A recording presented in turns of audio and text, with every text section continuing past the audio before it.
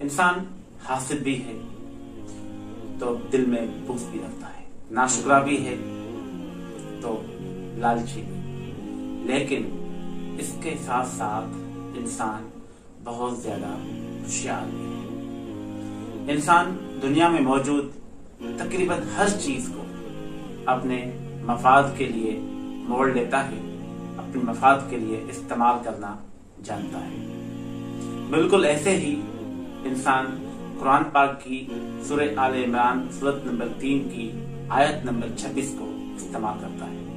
वो आयत ये है, वतुइज़्ज़ु मन तशा वतुज़िल्लु मन तशा, यानी इसका तर्जुमा कुछ यूं है कि अल्लाह जिसे चाहता है इज्जत बख्शता है और जिसे चाहता है जिल्लत देता है। बेशक अल्लाह ही के हाथ में इज्जत और जिल्लत है, बल्कि अल्लाह ताला तो दुनिया जहां की तमाम चीजों पर कादिर है। सिर्फ इज्जत और जिल्लत ही नहीं, दुनिया जहां की तमाम चीजें, तमाम नेमतें, हर एक लम्हे की जो हम सांस लेते हैं वो तक भी अल्लाह ताला की देन है।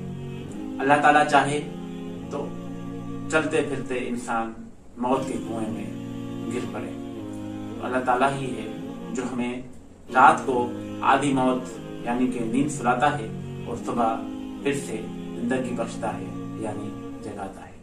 लेकिन इंसान अपने मफाद के लिए ये कहता है कि इज्जत और जिल्लत अल्लाह के हाथ में है, लेकिन इस बात पर इंसान का यकीन कितना है, एक मुसलमान का इस बात पर ईमान कितना है, इसका अंदाजा आप और मैं हमारे जो रोजमर्रा के जो अमल हैं उनसे लगा सकते हैं। अगर हम ये मानते हैं कि इज्जत और जिल्लत अल्लाह के हाथ में है तो फिर हम झूठ क्यों बोलते हैं? अगर हमारा ईमान है, हम इस बात पर पुख्ता यकीन रखते हैं कि इज्जत और जिल्लत पर अल्लाह कादिर है, तो फिर हम धोखा क्यों देते हैं? तो फिर हम फरेब क्यों करते हैं? फिर हम हेर फेर क्यों करते हैं? फिर हम अपने मफाद के लिए इस आयत करीमा का इस्तेमाल क्यों करते हैं? हम इस आयत करीमा का इस्तेमाल वहां बहुत ज्यादा करते हैं जब हमारी किसी के साथ अनबन हो, तू तू मैं हो, और फिर जब हम इस तू तू मैं से निकल कर बाहर आते हैं और अपने सर्कल में पहुंचते हैं और वहां पहुंचकर हम ये कहते हैं वतुइज़्ज़ु मन तशा वतुज़िल्लु मन तशा, इज्जत और जिल्लत अल्लाह के हाथ में है, अल्लाह ने मुझे इज्जत दी है, अल्लाह ने उसको जलील किया या उसको अल्लाह जलील करवाएगा। ये बिना सोचे समझे, बिना जानते बूझते कि आया कौन इज्जत वाला है और कौन दलील हुआ या होने वाला है, ये मामला बिना समझे हम अपनी तरफ से ही एक लेबल लगा देते हैं कि मैं इज्जत वाला हूँ, मैं एहतराम वाला हूँ। जो सामने वाला शख्स है जिससे मेरी अनबन है, जिससे मेरी तो मैं होती रहती है, वो जो है वो दलील है, वो दलील होगा, वो रसवा होगा। याद रखें, दुनिया की तमाम चीजें अल्लाह ताला के हाथ में हैं और तमाम चीजों पर अल्लाह ताला कादिर है, लेकिन अल्लाह ताला ने हमें सारे रास्ते बता दिए हैं। सही गलत का रास्ता, अच्छे बुरे का रास्ता, हिदायत की रोशनी में हमें बता दी है और कुफ्र का अंधेरा भी हमें बता दिया है। हमें अल्लाह ताला ने यह भी बता दिया है कि कौन से रास्तों पर चलते हुए हम इज्जत की बुलंदियों पर होंगे और कौन से रास्ते हमें जलील और रुसवा कर देंगे।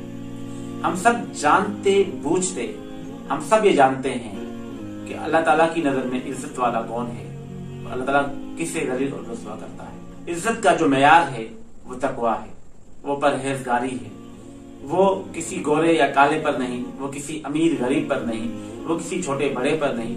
मुअज़्ज़िज़ होना, दौलतमंद होना, लोगों की नजरों में बड़ा होना, ये कोई इज्जत वाली बातें नहीं है। अल्लाह ताला ने इज्जत का जो मेयार रखा है वो तकवा को रखा है।